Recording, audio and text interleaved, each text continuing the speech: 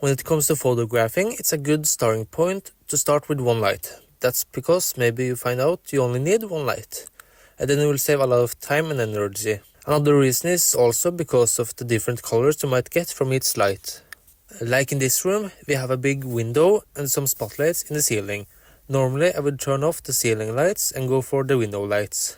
I was strictly forbidden not to turn off the lights because they might break from it. And I couldn't cover the windows either because they were too big and had no curtains. If I calibrated for the windows, the spotlights would be yellow. And if I calibrated for the spotlights, the fill lights from the window would be blue, which can give a cool effect for some photos, but here I needed a clean white look for documenting the artwork. This is a real struggle I thought I couldn't get around with. But luckily the spotlights were rotatable, so I just turned them either backwards or to the side. It can of course give a yellowish fill light, but for this it worked fine. Another thing to try out is also to bring something to cover the lights, but you need to bring something heat resistant since this light can be really hot. There are a lot of things to take care about during a shoot, but that doesn't mean it needs to be hard or difficult.